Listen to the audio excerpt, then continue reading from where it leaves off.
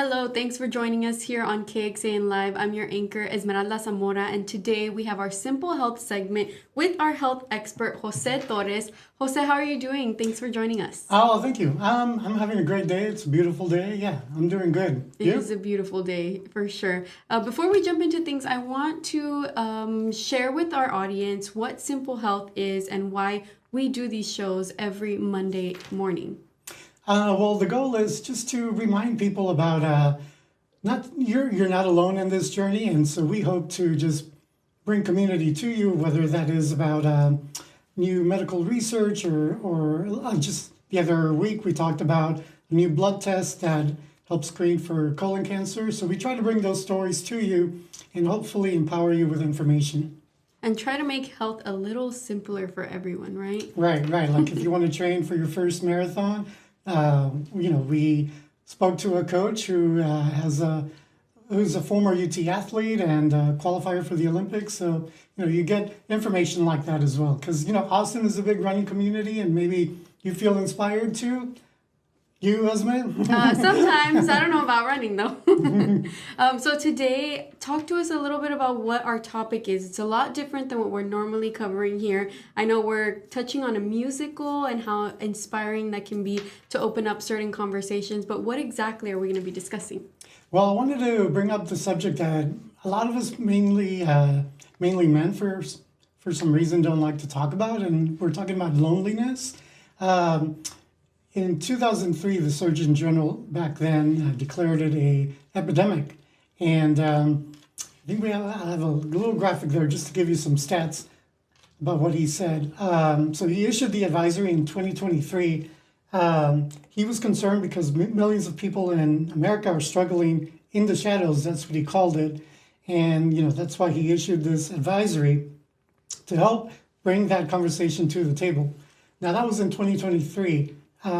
Just in January, there's this Pew survey on loneliness, and it shows, like you see on your screen, men who say they're still suffering from loneliness, and then women are too, at 15%. But you may say that's a low number, but it is a big deal because you can die. Not to laugh at this, I'm sorry, but you can die alone without talking to anybody, and it doesn't have to be that way because there are resources out there. There is a way to communicate with other people and find community. And you're right, loneliness is kind of a touchy subject. Not everyone who is experienced this wants to come out and talk about it. What is some advice you would give just off the top of your head? Well, from my perspective, just because I love fitness, there's a lot of fitness groups here, and you don't have to pay for them. There are these running clubs. There's community workouts. These meetups where you just show up and you make some new friends. It's not going to happen like instantly, right? You just have to be consistent. And in my case, I just had to force myself to get to that point because I'm really shy and I've experienced loneliness too. So for me, that was really hard to do, but I know that I needed to do it and embrace and make myself uncomfortable and embrace that community. Yeah, make yourself uncomfortable to embrace that community. Art can bring awareness to social issues and inspire people to make changes, and we'll dig a little deeper on this conversation after this.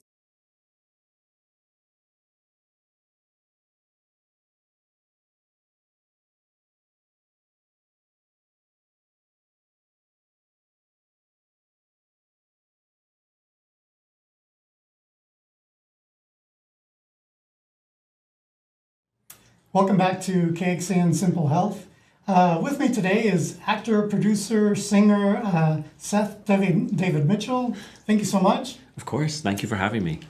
We have Seth with us today just because he has this new project, and it's a musical.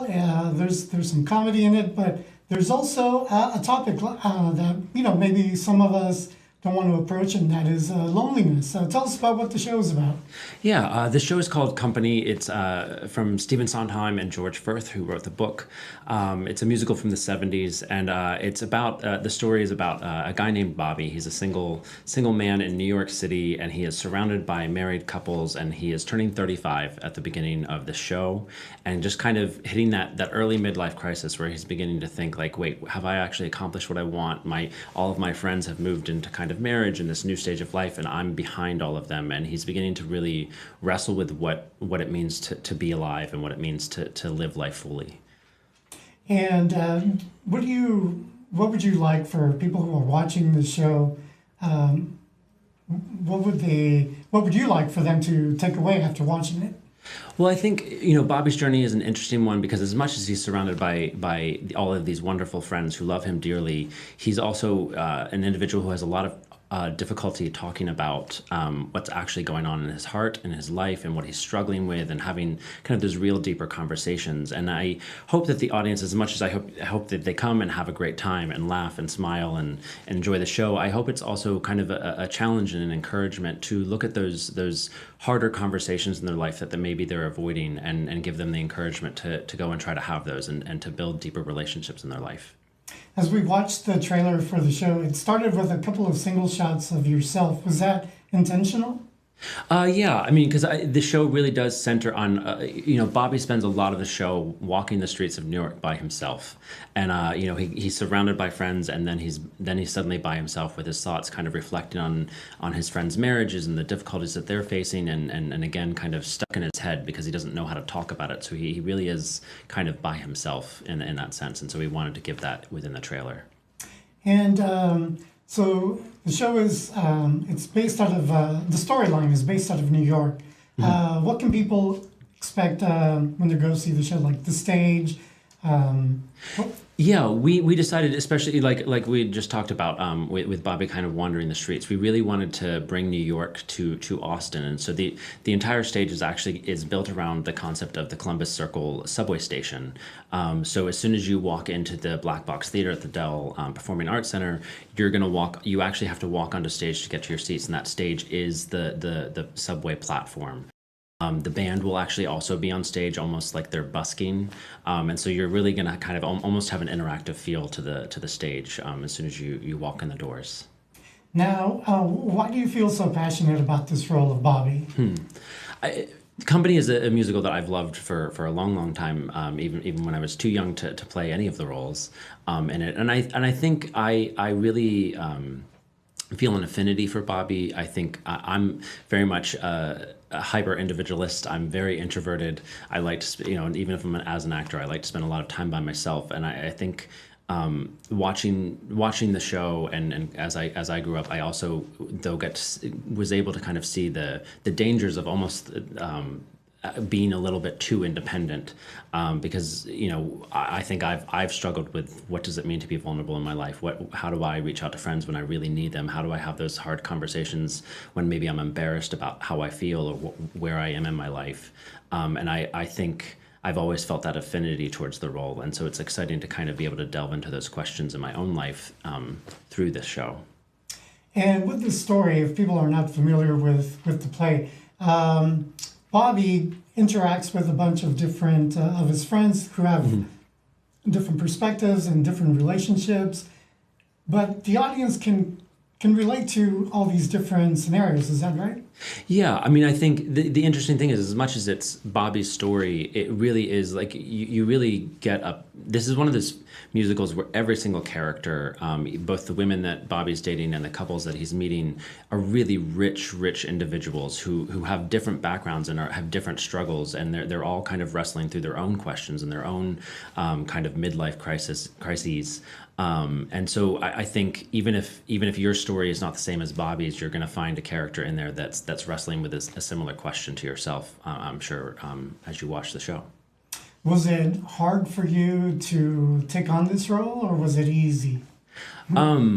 I mean, I think every actor wants you to think that it's easy. I think this has been an interesting challenge in producing the show as well as starring in it. And I think probably the biggest challenge for me has been wearing kind of those multiple hats and being able to take one off and put the other one on. I think especially as a producer, you're kind of trying to ignore all of your emotions and just focus on what needs to get done. And then suddenly, as an actor, you need to open your heart back up again and be empathetic and have all your feelings. And so that's kind of been the fun challenge of putting this show together. And give us an idea, or tell us about how this idea started of putting this show together.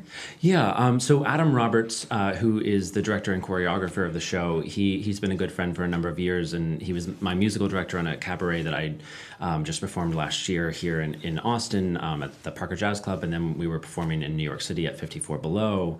And we had just been talking as we were putting this cabaret together and talking about different ideas, and we just felt like, why don't we do a full-blown production? Like let's take on something challenging and kind of what's next. And a show felt right. And then again, company has been just a passion for me for a long time. And I think kind of launching an initial show with a work of Stephen Sondheim's just felt really right. And I know this show hasn't actually been done in Austin in a number of years, and so we felt like the time was kind of ripe for company.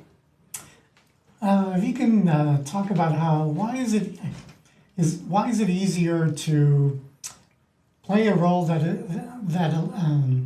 you have to be so vulnerable, but in real life maybe that's a little harder. Why?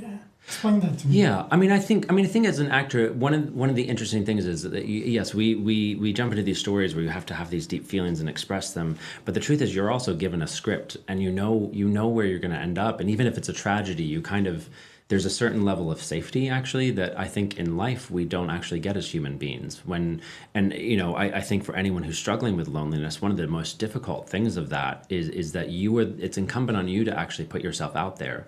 And even as you put yourself out there in vulnerability, you're going to hit walls. You're going to meet people who say, no, I can't offer a friendship, or you're going to find the wrong people who might hurt you. And yet you've got to keep doing it. And I think the unknown nature of where risks like that are going to take you is why it's so much harder to do in real life.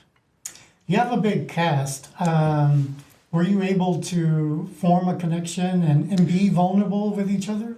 Oh my gosh. I have got to say, my favorite thing about doing this entire show has been meeting this cast. I'm new to the Austin theater community, but there's a lot of people who've been here in Austin for a number of years and performed on many different stages here. And how welcoming this crew has been, and how much work and passion they have put into the show.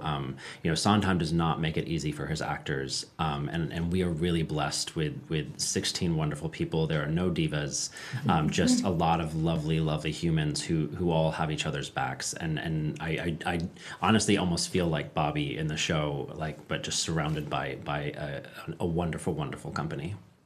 If you can touch on about we talked earlier, you said there might be some familiar faces for people who love local theater. Yeah, we have Laura Huffman Powell, who has been in Austin theater for a number of years. She's playing Joanne, and I've got to say that's one of my favorite parts of the show is her doing the Ladies Who Lunch. Those of you who know the show, there's Evie and Steve and Jack who are playing Sarah and Harry. I feel bad only calling out a few. Because each one of them is just tremendous, and you've seen them at Zach, you've seen them at the Austin Playhouse. Every single actor here is including our wonderful swings, Will Malik and Jess Workman, who will cover in case allergies take over for any of our actors in the coming weeks. These are folks who really love theater. So. Yeah, allergies. That's pretty heavy here in Austin. Yes. Regarding vulnerability, why do you think it's hard for some people to open up, even when you do have friends? Yeah, because that's an interesting part of the show is that Bobby is actually surrounded by friends and yet isolates. And I think the truth of the matter, it kind of goes back to what I said earlier. I think you don't know how people are going to respond. And I think most of those negative feelings that we're having, whether it's grief or frustration or anxiety, a lot of those can be rooted in a lot of shame, and I think we think that we're alone in that somehow we're the crazy one who's upset about something or sad about something or who can't get out of some sort of cycle in your life. And the truth of the matter is, every single person out there is struggling with something, and I think that's something that Bobby learns in this show. And I think that's the hardest thing is we just tend to assume that no one else is struggling the way that we are, that we must be somehow different or crazy or broken relative to everyone else around us. And it's hard just to take that first step because you, again, like you said, you don't know what everyone else is dealing with, and, Yeah. and they are. And it just takes that conversation, and then you figure out, oh my gosh, we have all of this in common. Yeah, I mean, and I think that's the other thing is so often when we're alone in our problems, they become these huge things, and actually sometimes like a 10-minute conversation can completely shift your perspective on something, and suddenly something that seemed impossible is completely possible for you to face. And I think that's the encouragement I would love to give anyone, is that like whatever you're struggling with, like just open your mouth, just make that one phone call, and I'm telling you, 10 minutes, it may not fix everything, but it will shift so much. And we get used to, like, we're at the office, or we run into people at the mall or at the store, whatever, and we do the quickly routine, hi, how are you? Oh, I'm good. Yes. Oh, I'm good too. But there needs to be a little bit more of that. Just stop for a second, be present, and then actually have an interaction. Yeah, and I think it's such a there's an interesting lyric in one of the songs Side by Side where Bobby's talking about like he loves to be in company and be the third wheel with these friends, and he says 1 is lonely, 2 is boring, think what you can keep ignoring, and meaning that like sometimes when we're with people and we ask those questions, then we can check the box, but we actually are still ignoring those feelings. And it's sometimes, and it doesn't mean you have to tell everyone everything that happened in your day, but when someone says how are you doing, it's okay to say it's been a rough day, but thank you so much for asking. It doesn't need to be a long conversation, but just even that little bit of honesty, I think, affirms your own feelings in a way that might help your day go just a little bit better. And if you can tell the people watching just a little bit about your background, what your background in acting, singing, and then what brought you to Austin? Yeah, so I was in LA for a long time, for 19 years, where I produced films and I was an actor. I did a lot of long form narrative improv at a place called Improv Studio. And I was classically trained as a singer back in college, and I did nothing with my voice for a long time. Until a couple of years before COVID, I started kind of jumping back into theater. That's when I was doing the improv as well, and kind of was thinking about getting back into musical theater. And then, of course, COVID hit, and there wasn't a lot of theater going on at that time, for obvious reasons. And I found myself thinking, like, maybe I'm just going to drive across the country, and stopped in Austin. And within 24 hours, I knew I was home. And so these last couple of years it's been an interesting journey. That's where I've kind of rediscovered singing. That's where, I met Adam, and we started putting different cabarets together, and it's led to all of this. Like the community that I've been able to build in Austin, I really am grateful to this city. It's a wonderful city when it comes to community, when it comes to loneliness. I think especially having moved here during a very lonely year for everyone, I feel like I actually found a lot of community when I came here. And that's what the Surgeon General said. He said people were already feeling lonely, but then COVID came along and it just made things worse. Mm-hmm. What was I going to ask you? I'm sorry, I forgot. I was looking through your Instagram account, and I noticed a link of a short you made called The Chat, I believe. Yes. That was a funny little thing. You can tell people about it. Yeah, so that's part of. I shot that with some friends I met here in Austin, through an art collective we have called Tate Vienna. And so the chat is just, it's almost to what you're saying about like when you run into someone and just say hello, but you don't know how to have a real conversation. But it's, it's about those awkward moments where you can't really hear the other person. You're not really sure what's going on, and you're kind of trying to like fake answer, and you laugh at the wrong spots, and they're actually talking about something sad. And it's kind of just one of those slice of life little shorts that we put together. But it really is, it's one of those wonderful things where you're like, as humans, why don't we just say like, hey, I can't hear you, instead of faking for 5 minutes. But yeah. Well, Seth, thank you so much. We're going to take a little break, and we'll be right back.